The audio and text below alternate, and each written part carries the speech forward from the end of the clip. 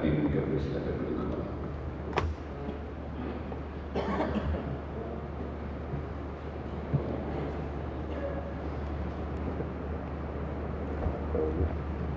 Presiden Republik Indonesia Bapak Profesor Dr. Haji yang kami hormati, Kabinet Reformasi Pembangunan yang kami hormati, Pak Pimpinan Media Cetak dan Media Islam, serta Assalamualaikum warahmatullahi wabarakatuh. Ketua Umum Panitia Pusat Hari Pers Nasional dan akan kami diselenggarakan sehubungan dengan KPS 99 antara lain.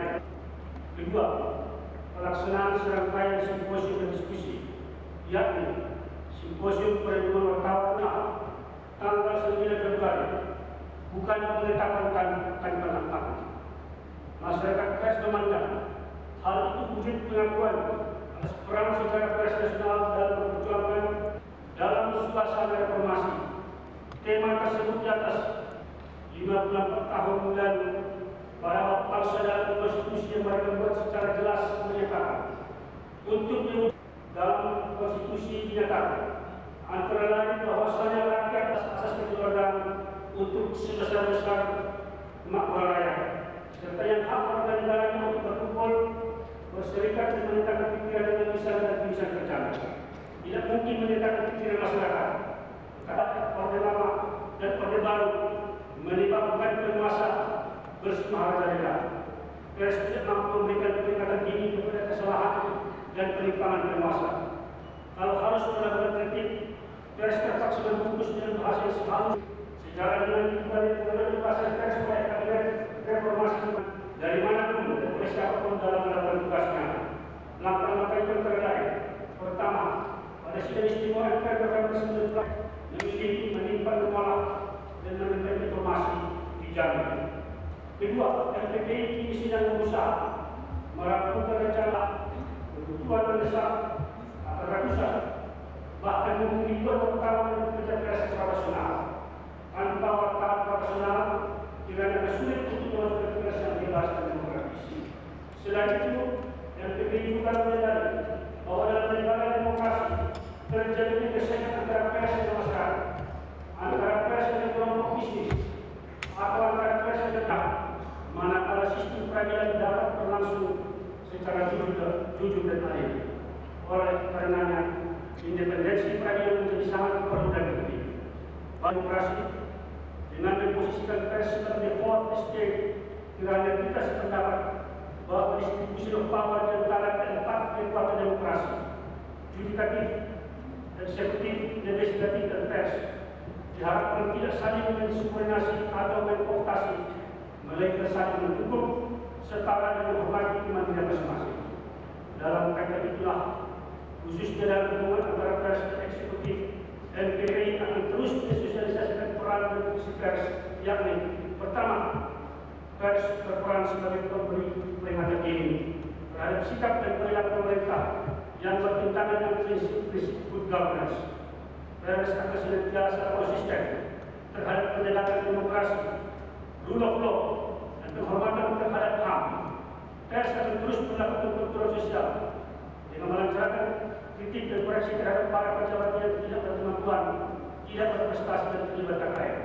Kedua, LPPI akan terus meyakinkan pemerintah bahwa ada dua pilihan, yakni pemerintah menyerahkan kembali pers seperti sebelumnya dengan bersih-bersih terjadinya kesewenang-wenangan oleh penguasa terhadap rakyat serta terpuruknya lingkungan sosial dan ekonomi rakyat, atau pemerintah tetap memberi peluang bagi pers untuk melakukan kontrol sosial, kritik dan koreksi.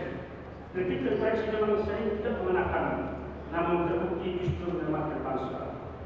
Bapak Presiden dan hadirin sekalian, bertolak dari perjalanan sejarah bangsa, kiranya kita sepakat pers tidak boleh dikirakan kembali. Memberikan pers bukanlah persoalan pers semata-mata. Memberikan pers adalah hak warga negara yang berdaulat, yaitu hak untuk bebas mengeluarkan pikiran dan lisan dan tulisan, serta hak untuk memperoleh informasi. Oleh karena itu, kita juga bersependapat bahwa tanpa kemerdekaan pers tidak ada demokrasi, tanpa demokrasi tidak ada kemerdekaan pers, tanpa kemerdekaan pers tidak ada reformasi, tanpa reformasi tidak ada kemerdekaan pers. Maka bagi masyarakat pers dan penyiaran Indonesia tidak bisa lain kecuali terus memperjuangkan kemerdekaan pers itu sebagaimana telah dicita-citakan oleh para bangsa.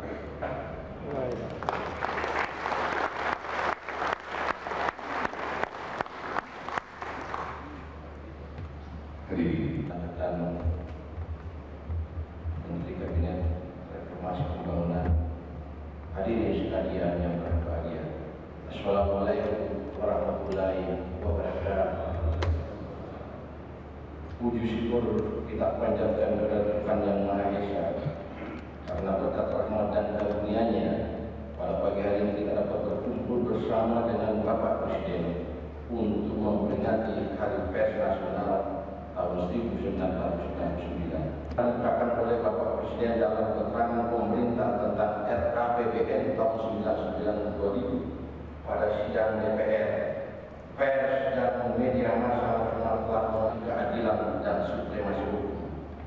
Sebagai realisasi dari kemerdekaan merupakan pikiran sesuai pasal 8 Undang-Undang Dasar 1945. Kebebasan pers merupakan hak politik bagi warga negara Indonesia dan merupakan realisasi dari partisipasi politik yang lebih luas dari setiap warga negara dalam melaksanakan kekuasaan negara. Ini berarti kebebasan pers adalah bagian dari konsep demokrasi. Kebebasan pers merupakan pencerminan pelaksanaan kontrol sosial dan pengungkapan aspirasi masyarakat yang terbuka yang dapat menghapuskan dan mencegah terjadinya praktek-praktek korupsi, kolusi, dan nepotisme sehingga dapat mendorong ke arah tercapainya efektivitas dan efisiensi pelaksanaan program-program pemerintah dan pembangunan. Hal ini akan mempercepat upaya-upaya untuk meningkatkan kesejahteraan dan kemajuan bangsa.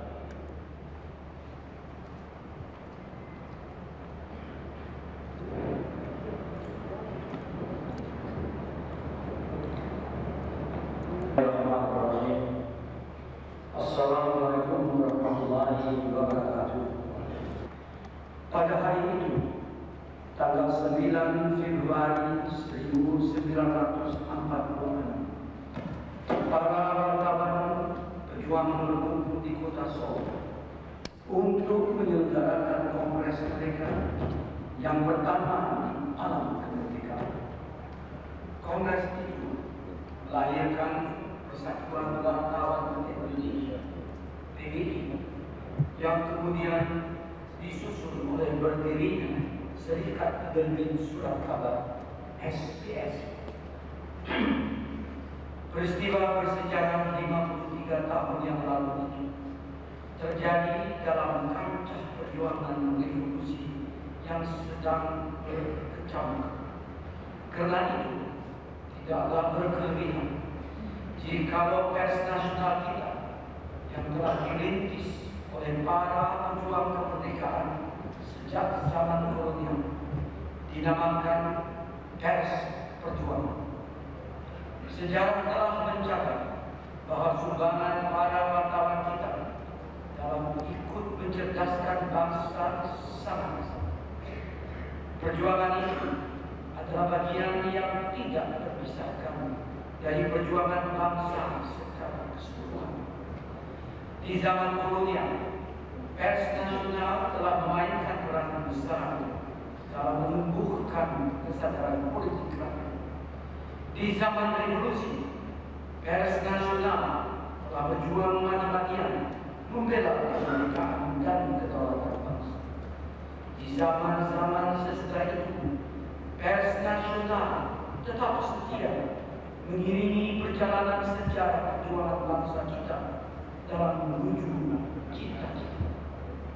Perjuangan bangsa kita belum selesai.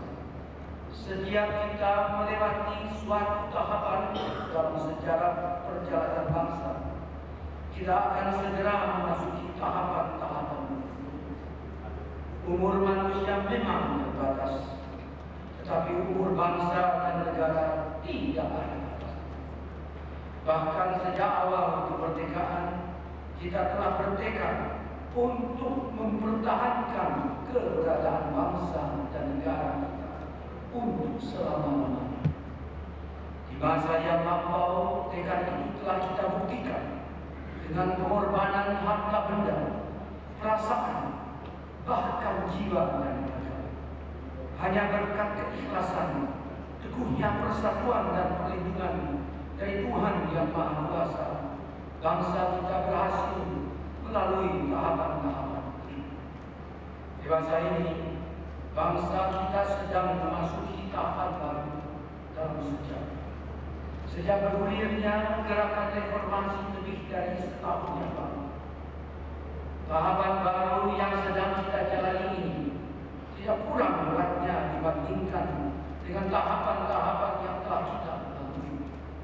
Seluruh komponen bangsa dan negara kita menyadari bahwa dewasa ini kita tengah dihadapkan pada ujian-ujian yang berat di bidang politik, sosial, dan ekonomi. Kita telah bertekad dan berjuang keras mengatasi ujian-ujian yang berat. Kita tidak akan pernah berputus asa dalam menyelesaikan setiap masalah. Insya Allah, Tuhan yang Maha Kuasa akan senantiasa menyertai perjuangan kita menuju hari depan yang lebih baik. Hadirin yang berbahagia, di era reformasi ini, kita telah bertekad untuk memperbaharui suasana kehidupan pers nasional agar sejalan dengan harapan dan cita-cita perjuangan bangsa. Undang-Undang Dasar 1945 telah menjamin prinsip-prinsip kemerdekaan pers yang harus kita junjung tinggi. Kita sadar bahwa selama masa Orde Baru, pers nasional telah dikendalikan sedemikian rupa melalui berbagai peraturan dan kebijakan. Akibatnya kemerdekaan pers yang didambakan oleh seluruh rakyat makin jauh dari prinsip-prinsip yang telah dijamin oleh Undang-Undang Dasar. Sebab itulah, era reformasi sekarang ini, pemerintah telah menghapus ketentuan tentang pembatalan surat izin usaha penerbitan pers atau SIP. Pemerintah telah menyederhanakan prosedur untuk memperoleh SIO guna memberikan kesempatan yang seluas-luasnya kepada masyarakat untuk mengembangkan usaha penerbitan pers. Pemerintah juga telah mewujudkan kebebasan kepada para wartawan dan pengusaha penerbitan pers untuk membentuk berbagai wadah organisasi tempat mereka berhidup. Era wadah tunggal bagi organisasi profesi apapun juga kita telah tinggalkan.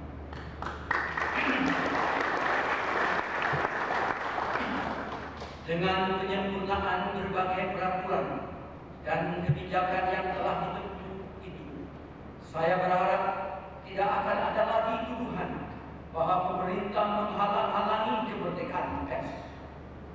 Sebab pemerintah menyadari dengan sungguh-sungguh bahwa tidak mungkin kita akan berhasil membangun dan mengembangkan demokrasi tanpa adanya kemerdekaan pers.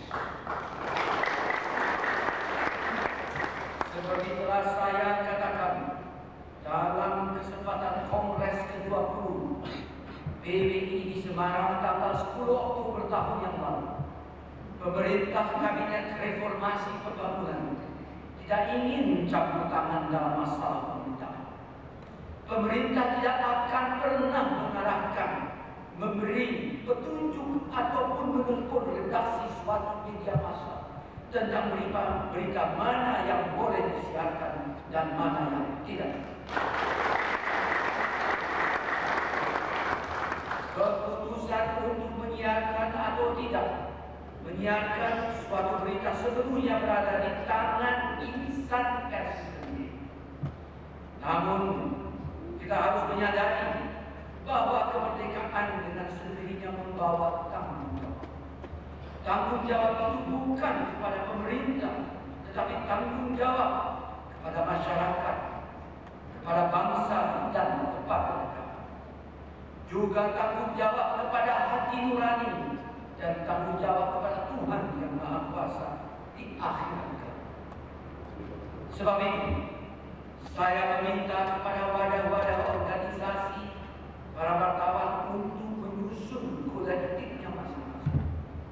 Dengan demikian, organisasi-organisasi itu dapat meminta pertanggungjawaban setiap pelanggaran kode etik yang dilakukan oleh anggota. Hanya dengan cara itulah kita dapat menegakkan citra profesi dunia kewartawanan di tanah air kita. Kemerdekaan pers tidaklah berarti kebebasan menyiarkan berita-berita rumor yang tidak jelas sumber beritanya, apalagi berita-berita dusta dan fitnah yang dapat menimbulkan keresahan dan kekacauan dalam masyarakat.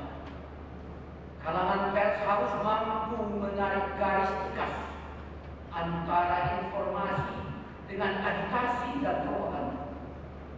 Dalam agitasi dan propaganda, segalanya menjadi halal, maka asal kepentingan dapat tercapai. Sebagai bangsa yang menjunjung tinggi nilai-nilai moral dan menghormati ajaran-ajaran agama, saya mengajak insan pers dan siapa saja di dalam masyarakat untuk meninggalkan cara-cara seperti itu. Mari kita tegakkan etika kehidupan bermasyarakat, berbangsa dan bernegara yang sehat. Mari kita tegakkan jiwa kesatria sebagai anggota dari bangsa yang ada. Hadirin yang berbahagia, dalam waktu yang tidak lama lagi kita akan menyelenggarakan pemilihan umum sebagai wujud pelaksanaan demokrasi. Saya mengajak kepada insan pers dan seluruh rakyat untuk menyambut pemilihan umum dengan penuh antusias. Mari kita ciptakan suasana tenang dan tentram agar pemilihan umum kali ini dapat terlaksana secara demokratis, jujur, dan adil. Sebab hanya dengan pemilihan umum yang seperti itulah segala kehendak dan aspirasi rakyat dapat tersalur dengan sebaik-baiknya. Melalui pemilihan umum itu, rakyat dapat memilih wakil-wakil mereka yang terpercaya. Dengan pemilihan umum itu pula tidak akan menyusun pemerintah yang baru yang sejalan dengan kehendak dan aspirasi rakyat. Pemerintah yang baru itulah yang nantinya akan meneruskan tahapan-tahapan perjuangan bangsa menuju hari depan yang lebih gemilang. Siapapun yang akan menjadi pemenang dalam pemilihan umum itu harus kita terima dengan kebesaran jiwa. Sebab itulah saya bertekad untuk melaksanakan pemilihan umum itu sejujur-jujurnya dan seadil-adilnya. Saya tidak ingin mengambil risiko dengan penyelenggaraan pemilihan umum yang tidak jujur dan tidak adil. Sebab hal itu akan menimbulkan dampak yang sangat buruk bagi kelangsungan hidup berbangsa dan bernegara. Karena itulah, dalam kesempatan yang berbahagia ini, saya menyuruhkan kepada semua pihak, marilah kita berpikir dan bersikap lebih jauh dari sekedar pemimpin politik. Setiap pemimpin politik seyogyanya berpikir dan bertindak sekaligus sebagai seorang negarawan. Negarawan yang sejati sekali-kali tidak akan mengorbankan kepentingan bangsa dan negara yang lebih besar hanya semata-mata karena ingin meraih ataupun mempertahankan kekuasaan. Dalam menghadapi pemilihan umum yang akan datang, saya mengajak kepada insan pers untuk ikut berperan aktif dalam mendorong terselenggaranya pemilihan umum yang benar-benar demokratis, jujur, dan adil. Kalangan pers hendaknya tetap objektif dalam menilai keadaan yang berkembang di dalam masyarakat. Subjektivitas pemberitaan bukan hanya akan merugikan kalangan pers, tetapi juga dapat merugikan kepentingan masyarakat. Insya Allah, Dengan pers yang kuat, kita akan berhasil membangun kehidupan demokrasi yang menjadi cita-cita dari seluruh rakyat dan bangsa. Hadirin yang berbahagia, demikianlah sambutan saya. Saya ucapkan selamat kepada seluruh insan pers di seluruh pelosok tanah air. Mudah-mudahan peringatan Hari Pers Nasional tahun ini akan menyegarkan kembali tekad dan semangat para insan pers dalam ikut serta memperjuangkan cita-cita bangsa menuju masyarakat demokratis, adil dan makmur, masyarakat madani. Akhirnya, marilah kita memohon kepada hadirat Tuhan Yang Maha